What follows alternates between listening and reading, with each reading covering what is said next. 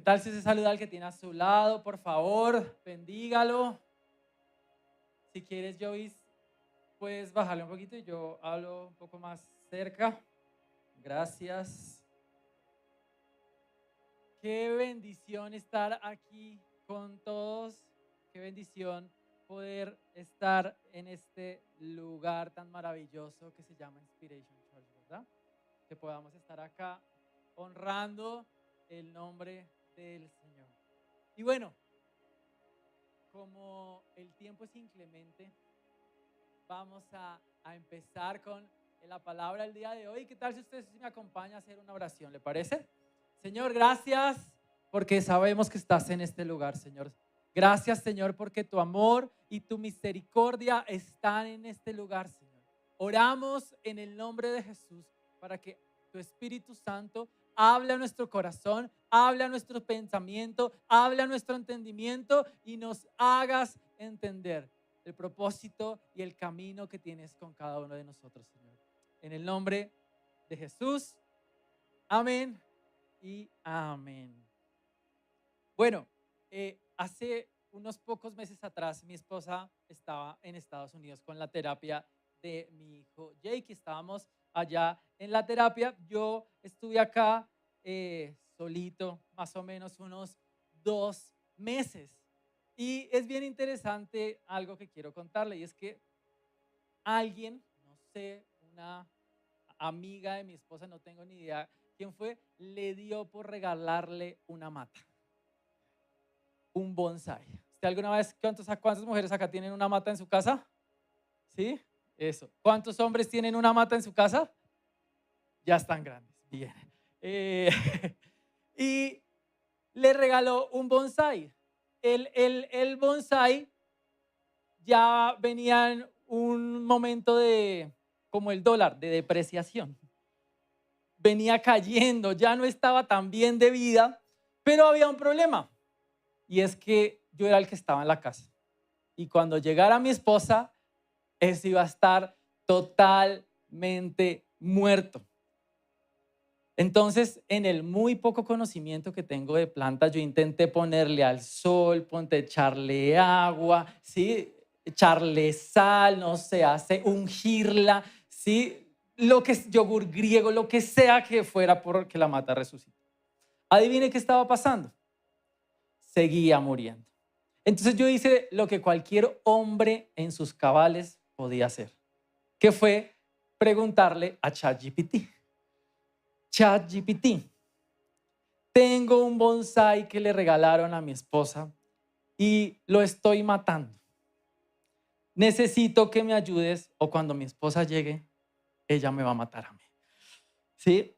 Y entre muchas cosas ahí que ponía esto de cómo cuidar la mata, en esas semanas yo venía hablando con Dios, o como en el transcurso de un mes venía hablando con Dios algo y mire que parte de lo que me dio de recomendación para hacerle al bonsai habló mucho a mi corazón, ¿sí? Y decía sobre lo que tenía que hacerle a la mata, decía, poda lo seco, retira con cuidado todo el follaje marrón. Usted sabe que esa mata es verde y tenía unas matas que ya estaban como marrón, ¿sí? Me dijo, retira con cuidado todo el el follaje marrón y seco. Eso no se va a recuperar. Así evitas que el árbol gaste energía en ramas muertas. Y yo dije, wow. Porque el Señor me hacía entender que hay cosas que ya yo quería seguirle botando tiempo, esfuerzo y ya estaba muerto. Ya tocaba dejarlo ir. Ya tocaba renunciar a ciertas cosas con las que yo estaba lidiando en esa temporada de mi vida, ¿sí? Y entendía cómo la matica necesitaba que le quitaran, que le cortaran. Y uno, a los que no sabemos, cortando una mata uno se siente medio asesino. No sé si usted alguna vez ha cortado la mata, ¿no? uno quiere verla crecer. Entonces, para hacerla crecer, empiezo a cortarle, y eso caían y caían y caían y caían más. Pero me llamó mucho la atención porque decía, está gastando energía en algo que no se va a recuperar. ¿Cuánta energía gastamos en cosas que ya deberíamos dejar ir?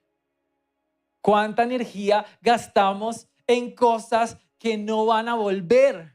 ¿Cuánta energía gastamos en cosas que en esta temporada de nuestra vida ya no debemos tener?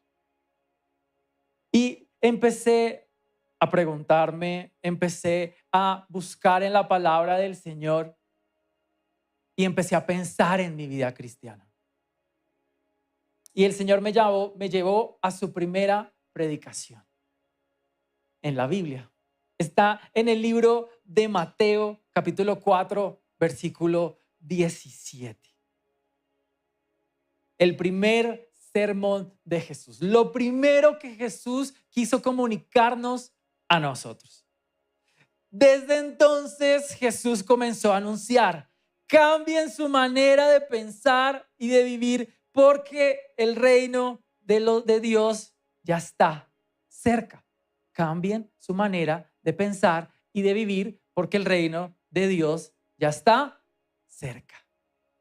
Otra versión, quizás que usted recuerde más, dice: arrepentíos, porque el reino de los cielos se ha acercado. Y fue bien interesante entender por qué Dios dice: arrepiéntase. Entonces, yo cuando leía el texto, no encontraba problema, ¿no? Todos tenemos que arrepentirnos, todos somos pecadores. ¿Hasta ahí bien? ¿Sí? Si alguno no es pecador, nos avisa, lo pasamos al frente, nos tomamos una foto con él o lo apedreamos por mentiroso, ¿cierto? Y yo, bien, arrepentidos. ¿Por qué debo arrepentirme? Porque el reino de los cielos está cerca. Entonces eso me pareció extraño. Me arrepiento porque el reino de los cielos está cerca. Cuando pensamos en el reino de los cielos, ¿qué nos imaginamos? Cuando Jesús va a volver por segunda vez, ¿verdad? Pensamos en su regreso. Entonces llegamos a un pensamiento de: debo buscar del Señor para que cuando Él llegue yo pueda estar con Él. Pero lamento decirle que eso no es lo que dice el texto. Es muy interesante porque cuando Jesús dice el reino de los cielos está cerca, estaba hablando de lo que Él iba a hacer por nosotros. Y yo estaba hablando de un nuevo reino que ya se estableció en la tierra, el gobierno de Jesús en este mundo. Y está diciendo: si usted quiere poder recibir ese reino, si usted quiere poder recibir lo que Jesús tiene para todos, tiene que arrepentirse. Dice nuestra versión: cambiar su manera de pensar. Y yo dije: tienes razón. Hay muchas cosas de Dios que no he recibido y que no recibo porque mi manera de pensar me lo impiden. Porque mi manera de pensar no me permiten acercarme a lo que Dios quiere. Tengo conflictos, tengo dudas, tengo miedos, tengo estigmas, tengo pasado que han generado muchos pensamientos que no me permiten ver el reino de Dios hoy en mi vida. Por eso a la charla de hoy le puse como título: Isla de Pensamientos. Porque estamos rodeados de muchos pensamientos. Y nuestra vida está hecha a través de nuestra historia. Y nuestra historia está súper permeada, impregnada, mojada, rociada de nuestra sociedad, de nuestros gustos, de nuestras enseñanzas familiares, de las iglesias en las que estuvimos. Está lleno de muchas esas cosas. Y yo noté que tenía muchos pensamientos que parecían muy buenos, que parecían lindos, que parecían inofensivos, pero que no me impedían acercarme y recibir todo lo que Dios quiere darnos a nosotros. Y por eso empecé a sentir un conflicto, ¿sabe? Porque nosotros en este mundo, en esta vida que tenemos, queremos vivirla bien, ¿verdad? Todo el tiempo la sociedad nos está hablando de libertad. Sé libre, haz lo que quieras, disfruta. Pero por esos días leí esta frase y caló mucho en mi corazón. El pecado se siente como libertad hasta que intentas parar. Y aplica para el pecado, para los hábitos, para muchos de nuestros pensamientos. Y sentimos que somos libres en muchas cosas, haciendo muchas cosas, hasta que intentamos parar.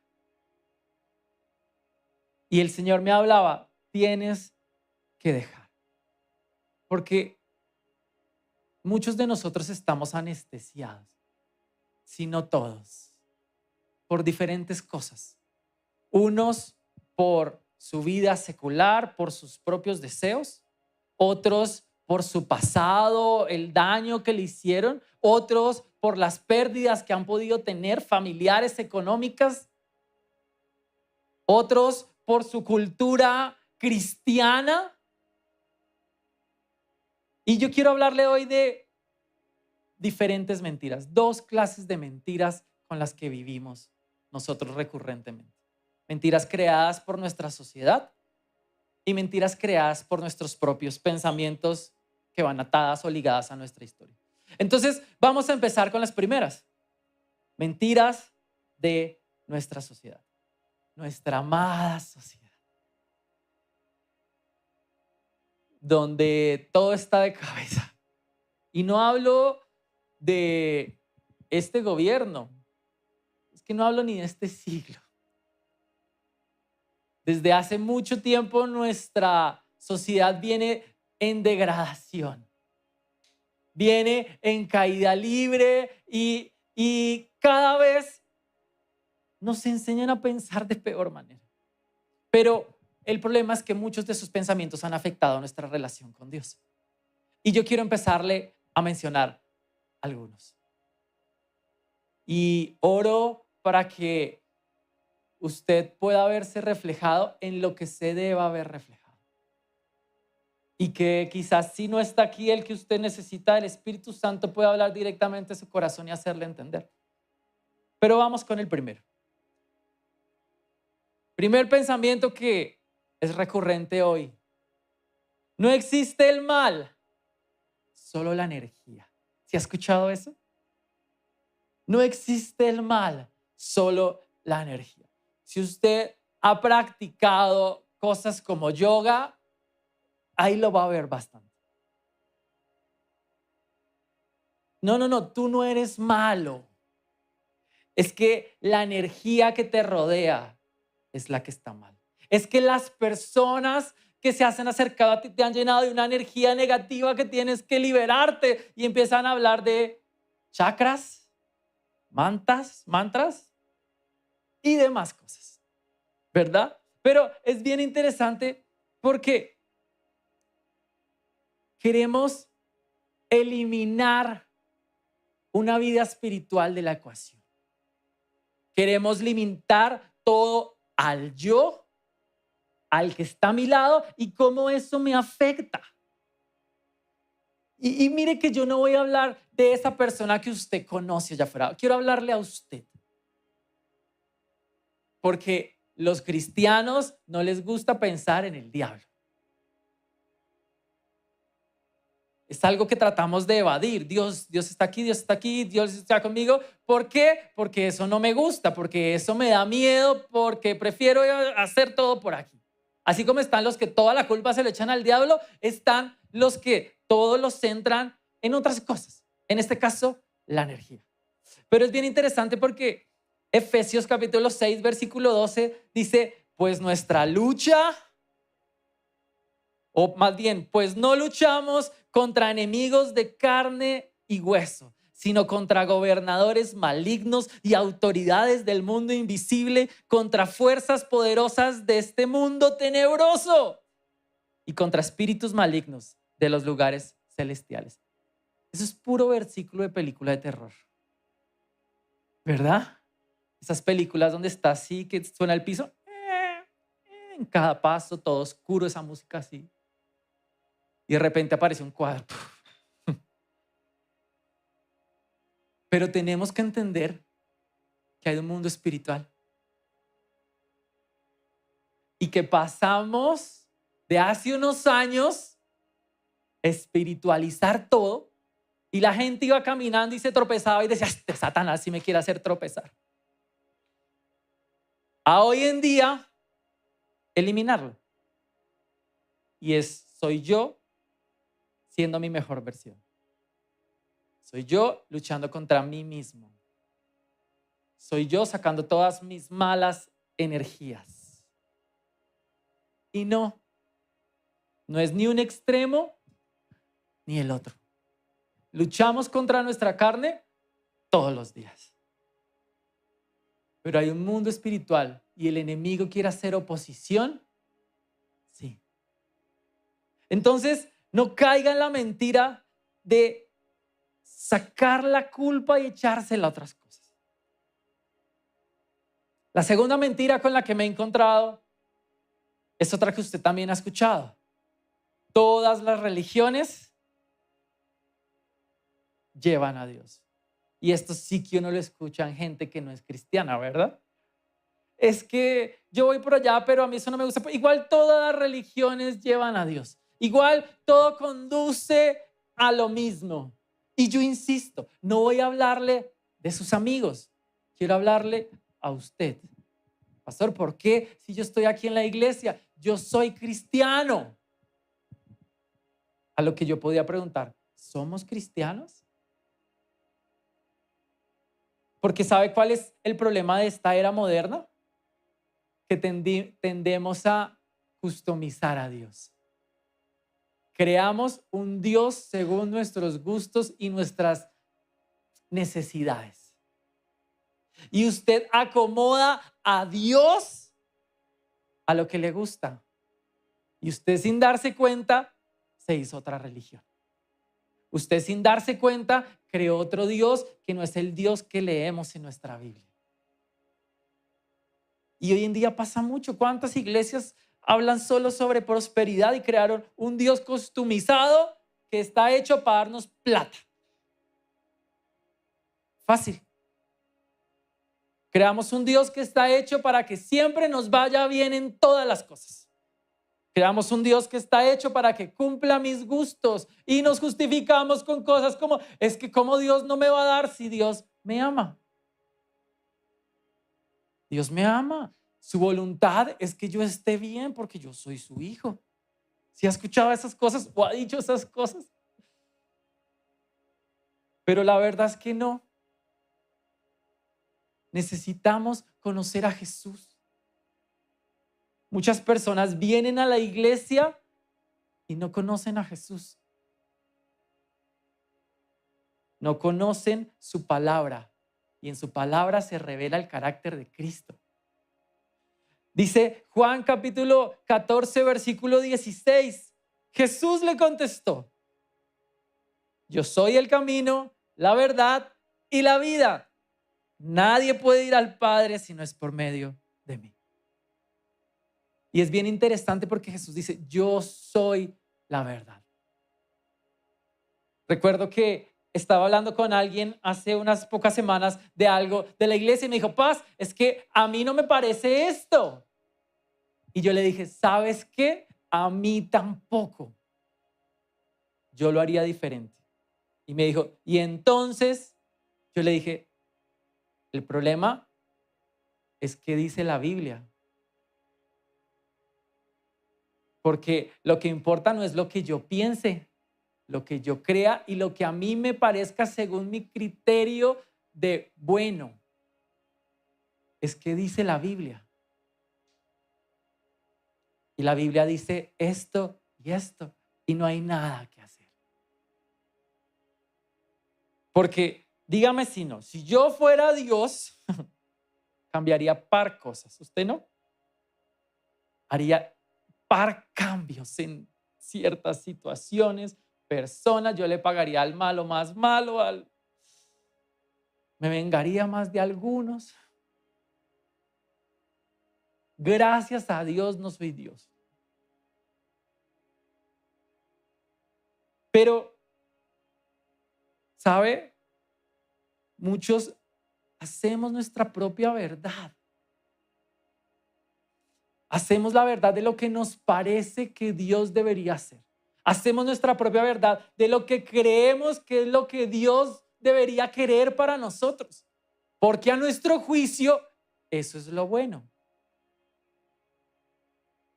Señor, es que mi familia toca que esté bien, Señor, porque pues yo amo a mi familia, tú me amas a mí, todos nos amamos, pues la familia tiene que estar bien. Y ponemos a decir nuestra verdad a Dios. Ya te hiciste una religión diferente. Y eres uno más de los que cree que todas las religiones llevan a Dios. Y quiero decirte que no. Quiero decirte que has tenido el problema que muchos hemos tenido. Y es tener un cristianismo cultural. Donde sin darnos cuenta hemos aprendido cosas como protege tu zona de confort. Cuida tu corazón. Cuida lo que más te importa. Hicimos toda una doctrina sobre esto. Pero ¿qué dijo Jesús realmente? Jesús dijo algo como, deja todo lo que tienes y sígueme. Ven en pos de mí y sígueme. Eso fue lo que dijo Jesús. La tercera mentira, y voy a ir rápido porque son varias. Esta usted también la ha escuchado. La verdad es relativa. ¿Se ha escuchado eso? Igual la verdad es relativa. Igual es que pues es tu forma de pensar y lo respeto. Yo pienso diferente. Pero el problema es que también nosotros pensamos diferente. A veces a como el Señor piensa. Y hacemos nuestra propia verdad. Ahorita estábamos en clase con los chicos y hablábamos sobre qué pensamientos nos cuestan mucho, ¿no? Y entonces veíamos que nuestros sueños, tenemos planes, pero tenemos terror que Dios se meta porque quizás cambia el plan. Y yo no quiero que cambies el plan. Este plan me gusta, yo lo diseñé, llevo 10 años trabajándolo. No te metas, Dios, porque me lo vas a cambiar y no, ¿verdad?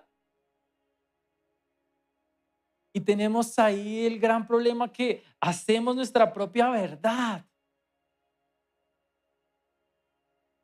Muchas veces he tenido conversaciones donde me gusta preguntarle a las personas cosas y me dicen, sí, paz, y es que, claro, porque es que Dios quiere vernos bien, Dios quiere vernos felices, eso es lo que Dios quiere.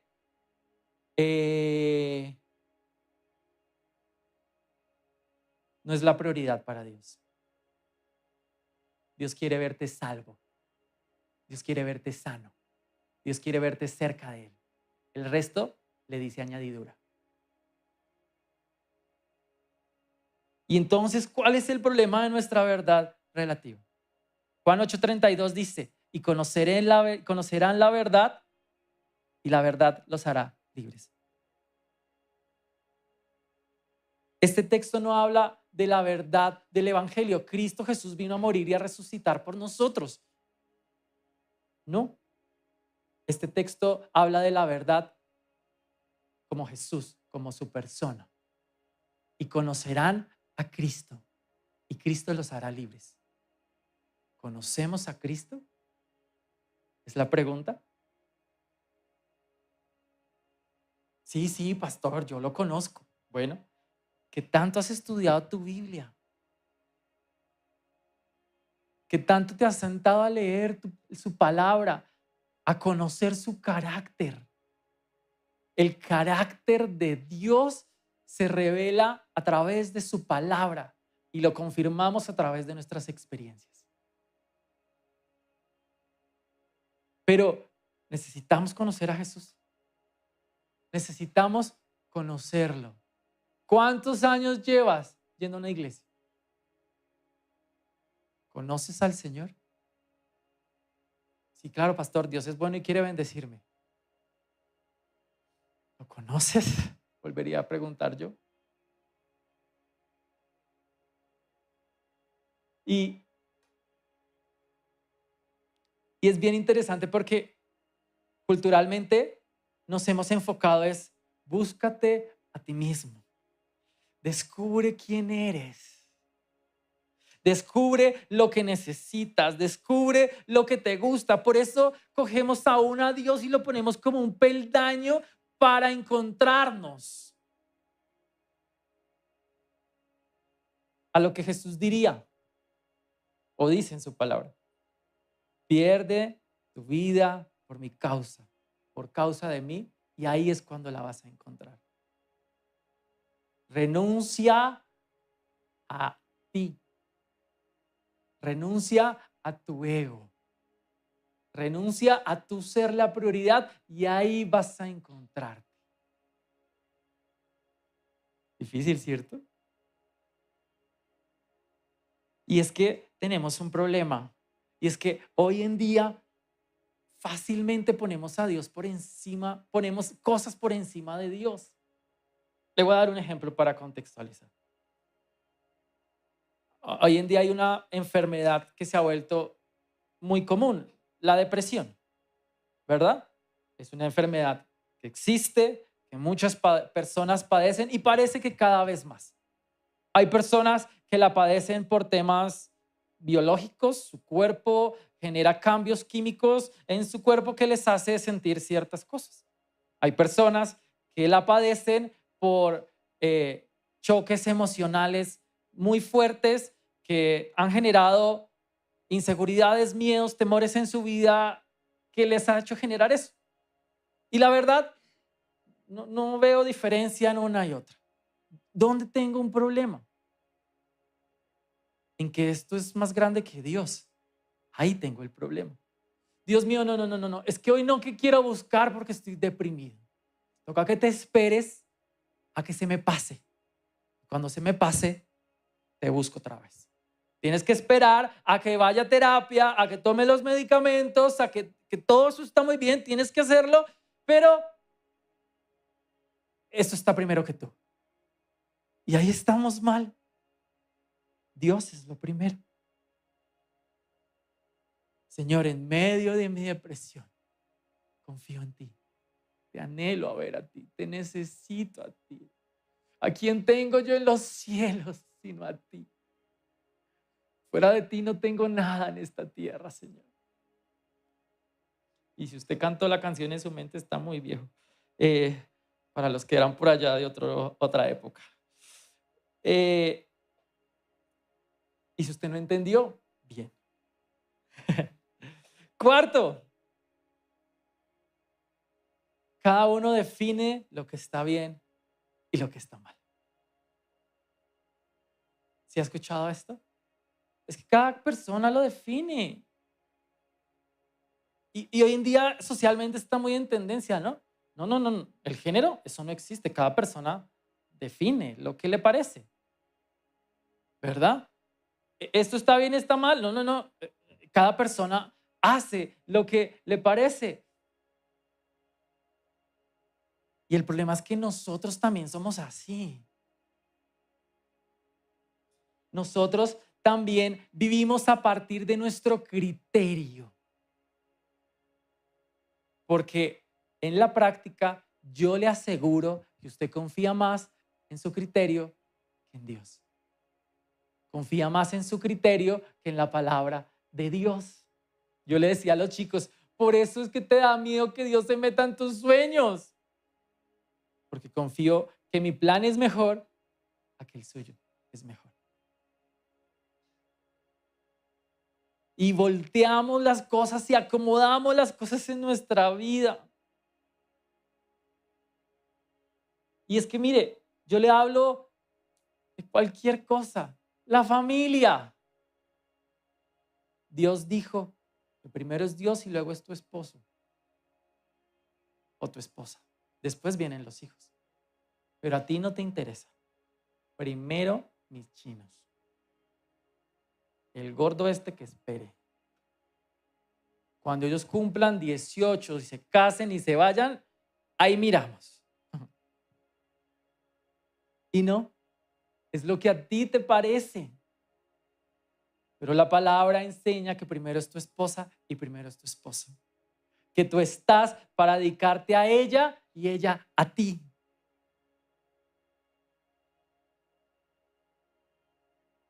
Decimos, es que no quiero servir en la iglesia. Es que no quiero ofrendar. Es que no quiero involucrarme en nada. Es que yo voy con Dios a mi paso, a mi manera. Yo lo hago como a mí me gusta. Bueno, estás diciendo que tú defines tu manera, lo que está bien y lo que está mal. A lo que Isaías capítulo 5, versículo 20 respondería: ¿qué aflicción? O sea, ¿qué problema? ¿En qué chicharrón se está metiendo? Para los que dicen que lo malo es bueno y lo bueno es malo. Que la oscuridad es luz y la luz es oscuridad. Y yo me acordé ahí de mi hermana con la canción. Bueno, le dicen a lo malo, malo. ¿Qué problema van a ganar estos? A lo que lo malo le dicen bueno y a lo bueno le dicen malo. A lo que la oscuridad es luz y luz es oscuridad. A los que voltean el orden que Dios pone a las cosas. Es así de simple. Y culturalmente, ¿cómo desarrollamos nuestro cristianismo? Diciendo, yo soy suficiente. Yo puedo tomar buenas decisiones, yo sé qué es lo correcto, yo sé qué es lo malo. A lo que Dios dice, no, el suficiente soy yo. Tú no eres suficiente, yo no soy suficiente, Él es suficiente.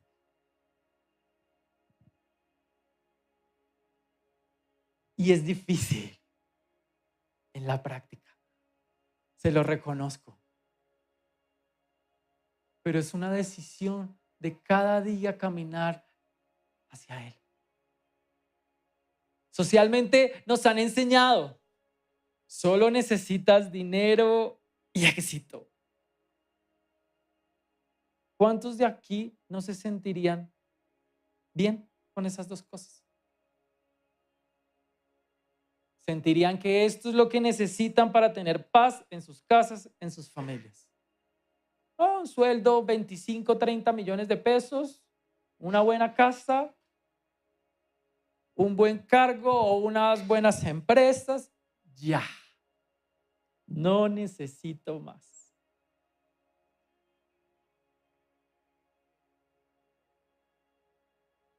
Y estamos mal. Necesitamos a Jesús. Un pastor contaba una historia y decía, yo empecé a querer con mi esposa comprar casa. Y empecé insistentemente a buscar la manera de comprar una casa. Y cuando me di cuenta, estaba obsesionándome con que tenía que tener una casa. Luego, a partir de muchas situaciones, Dios me habló y me hizo entender lo siguiente. Yo quiero una casa simplemente porque quería un seguro. Si Dios me saca o si la embarro y Dios me quita, por lo menos me quedo con una casa. Y muchas veces así definimos nuestra vida, por el éxito. Yo le decía a los chicos, no digo que Dios le vaya a hacer, pero ¿cuántos Dios podría llamar y decirles, deja todo lo que tienes como al joven rico y sígueme? Imagínense que Jesús se apareciera en este momento. Ni siquiera hablo de la iglesia, aparezca la iglesia, Jesús. Deja lo que tienes, sígueme. Amén, pastor. Y usted mañana se para y, ¿qué es lo que tengo? Wow, el trabajo, tengo que darle comida a mi familia, tengo que comprar, tengo que pagar estas, tengo. Y se va a dar cuenta que luego no va a ser tan fácil. Porque usted está viviendo para usted. Usted está viviendo para lo que el cristianismo cultural le enseñó. Y es que siga a Dios para que Dios lo bendiga.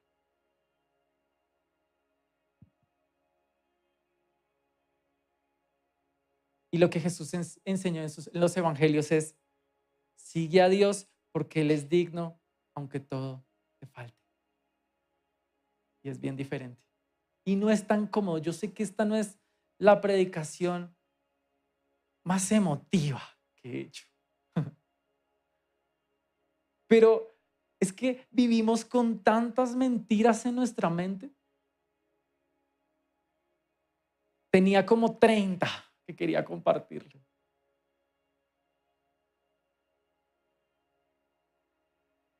Dice Marcos 8:36. ¿Qué beneficio obtienes si ganas el mundo entero pero pierdes tu propia alma? ¿Qué ganas teniendo el puesto que quieres, el trabajo que quieres si pierdes tu propia vida? Si pierdes tu familia, si pierdes tu relación con Dios, ¿de qué valió? Eso no quiere decir que Dios no pueda darte un empleo, que Dios no pueda bendecirte con un trabajo, que Dios no pueda regalarte una casa. El Señor nos regaló una casa a mi esposa y a mí.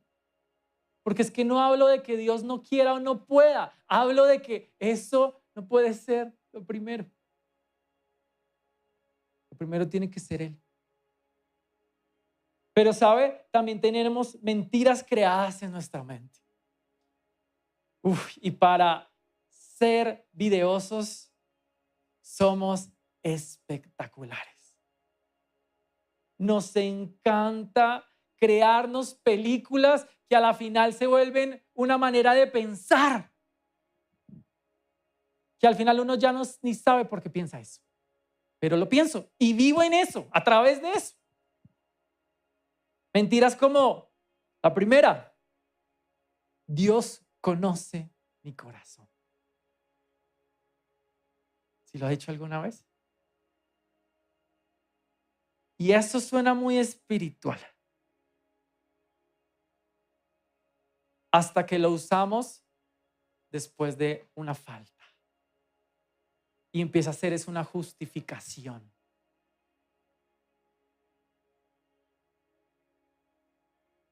Y ahí está el problema. No podemos justificarnos porque lo que hacemos es ganar tiempo para poder postergar lo que no queremos cambiar. Dios conoce mi corazón, Él sabe cuánto lo amo, solamente que no quiero dejar al amante. Me cuesta, estoy evangelizando. Descarado es lo que es. Pero ¿sabe qué dijo Jesús? Lucas 16:15, en la Nueva Biblia Viva, dice, Jesús les dijo, ustedes se hacen pasar por buenos delante de la gente, pero Dios conoce sus corazones. Les digo que aquello que la gente piensa que tiene mucho valor, para Dios esto es despreciable. Brutal, ¿cierto? Todas esas ideas de lo que a usted le parece importante, Dios dice, no valen nada. No valen nada. Cristianismo cultural nos enseñó, construye tu mejor versión. Trabaja en ti mismo. Sé tu mejor versión ahora. Lo que Jesús dijo fue, cada día, toma tu cruz. Ese peso molesto, difícil de llevar, que te va a cansar, que te va a agotar, del que te vas a quejar. Y sígueme, aunque no quieras, aunque sea pesado. aunque sea doloroso, aunque estés aferrado a Él. Lo segundo, este es otro que también lo tenemos clarito. Dios quiere que yo sea feliz.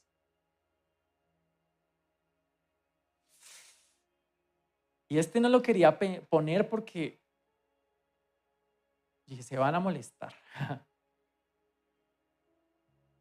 Porque estamos convencidos de que el propósito de Dios es vernos felices, vernos realizados y vernos complacidos.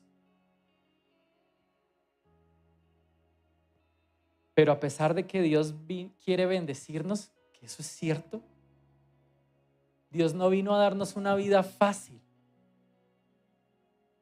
Dios vino a darnos una vida eterna en la que estemos con Él. Dios vino a darnos salvación. Dios vino a darnos todo lo que necesitamos. Y lo extraño es que cuando usted piensa de todo lo que necesita, piensa en cosas, dinero, espacios. Pero yo lo he escuchado acá cantando los domingos. Y los he visto a todos diciendo, si te tengo a ti, ¿qué dice? Lo tengo todo, mi amado, mi teso. Y esa canción es tan linda, pastor. Me pone los pies de gallina. Debería cantarla todos los domingos. ¿Pero lo crees? ¿Crees que si tienes a Jesús lo tienes todo?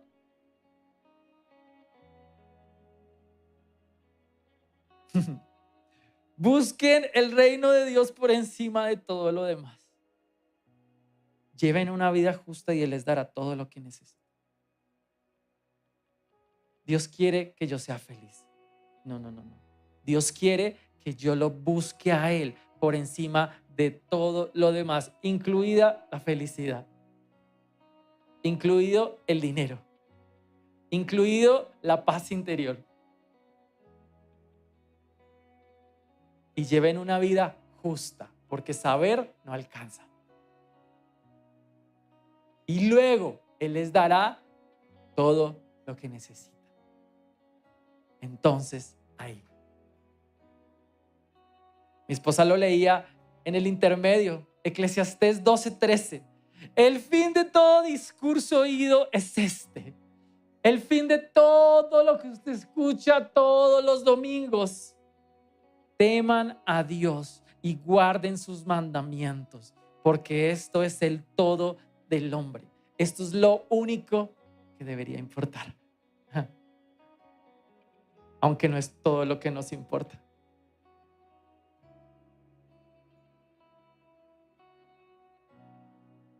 La prioridad de Dios no es que tengamos comodidad, es que tengamos un nuevo corazón.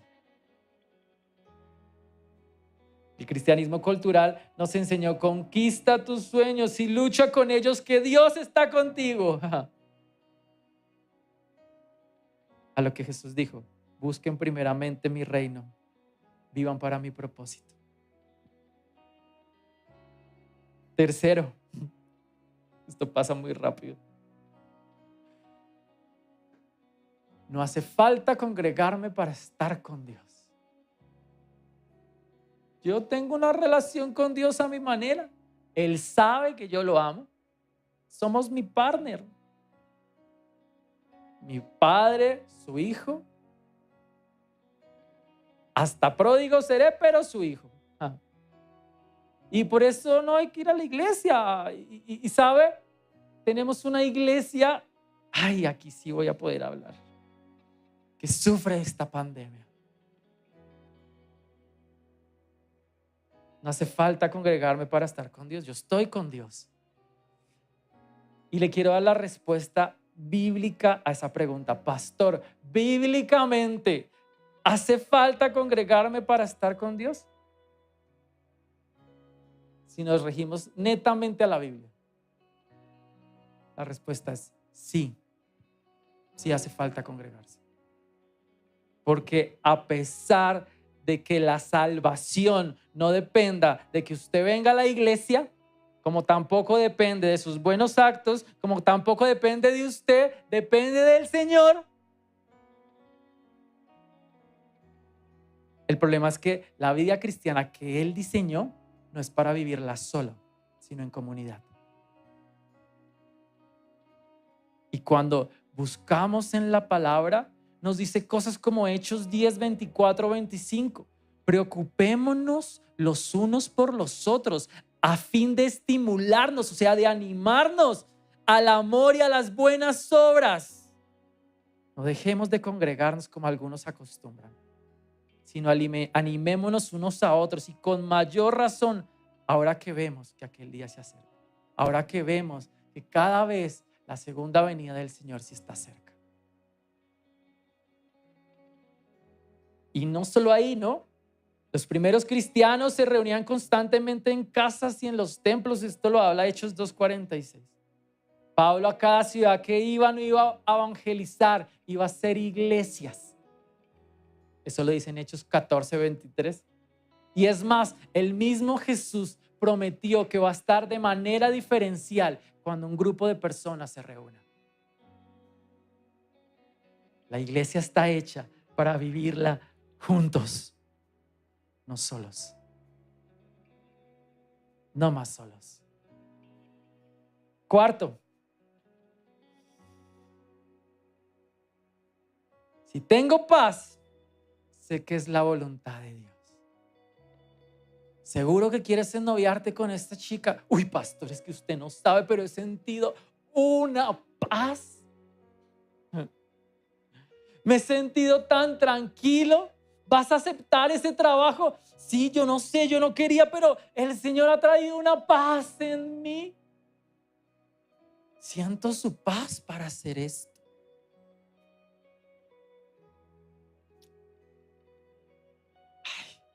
Y es que el problema es que nuestra carne sabe anestesiarnos también muy bien, ¿sabe? Y disfrazar nuestros gustos con buenas sensaciones.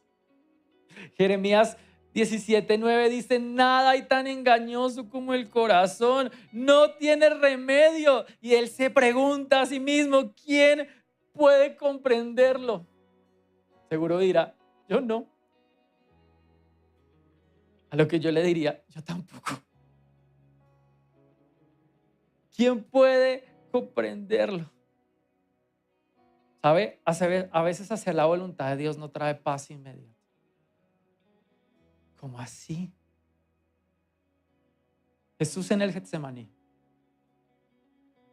Si hay un momento clímax en la historia de este mundo donde hablamos de obediencia, es Jesús en el Getsemaní,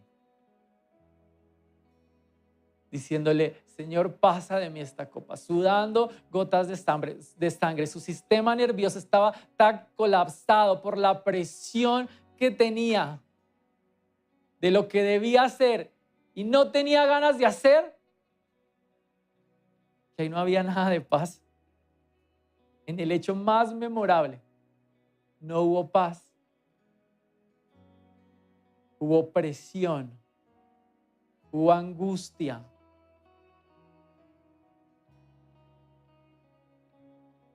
Pero ¿sabe cuándo hubo paz? Cuando Jonás iba en el barco lejos de Nínive. En Jonás 1:5 dice que Jonás se durmió plácidamente. Estaba tranquilo, se sentía seguro y en paz, pero se estaba alejando de la voluntad de Dios.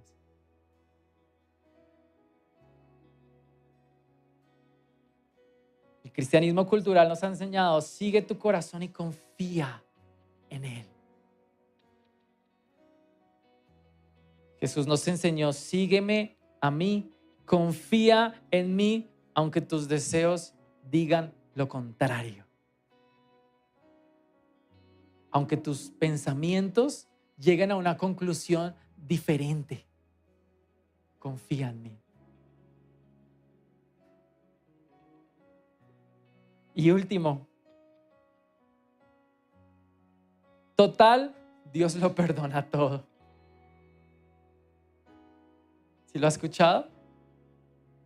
Y es cierto, la gracia de Dios infinita perdona cualquier pecado. No hay pecado tan grande que no pueda perdonar cuando una persona tiene arrepentimiento genuino. Dios puede perdonar. Y eso significa, ¿qué significa eso? En primera de Juan 1:9, si confesamos nuestros pecados, Él es fiel y justo para perdonar nuestros pecados. Hasta ahí estamos bien. Pero también es fiel y justo para limpiarnos de toda maldad. Igual Dios perdona todo. Sí, ¿sabe por qué? Porque cuando usted se arrepiente, Dios no solo lo perdona, sino lo limpia. Dios le da un nuevo corazón. Yo no puedo creer que hayan personas cristianas que aseguren que Dios está con ellos y siguen siendo exactamente las mismas personas de hace 10, 5, 20 años. En 20 años Dios no ha hecho nada por ti, es porque Él no está contigo. Y qué difícil decir eso. Porque donde está Él hay transformación.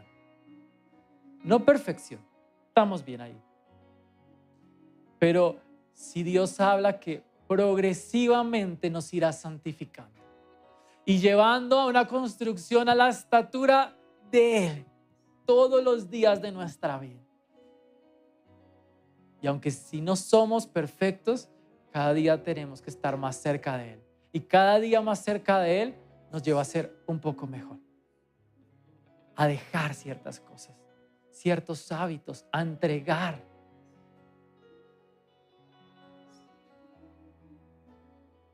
Pero ¿qué es lo que no significa esto?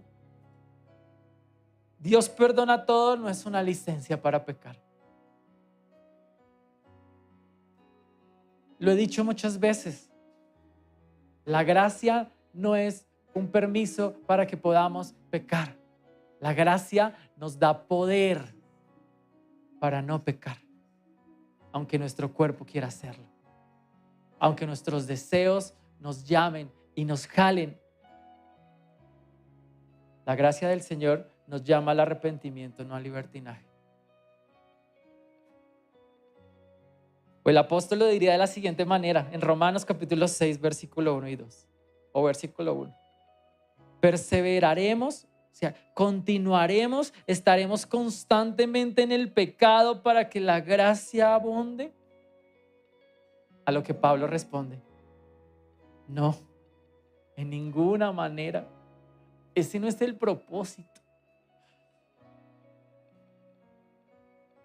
Y sabe, iglesia, yo no sé qué pensamientos son los que usted tiene. Le nombré hoy 10.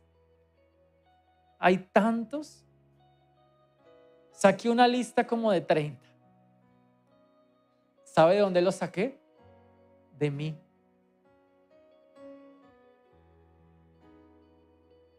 Tantas cosas que nos impiden acercarnos a Dios, que nos hacen que no lo amemos, que no lo sigamos, que tengamos excusas para acercarnos a Él. Y hoy la invitación es: saca sus pensamientos de la isla. Ya están muertos. Muchas de esas cosas por las que luchas solo están consumiendo tu energía. Solo están haciendo que pierdas más el valor. Solo te están llevando a lastimarte y a herirte más. Y el Dios bueno y amoroso que tenemos no quiere más de eso. Por eso está aquí para decirte: suelta el pasado, suelta los hábitos, suelta el dolor, renuncia a tu propia opinión. Deja de confiar más en ti de lo que confías en Él.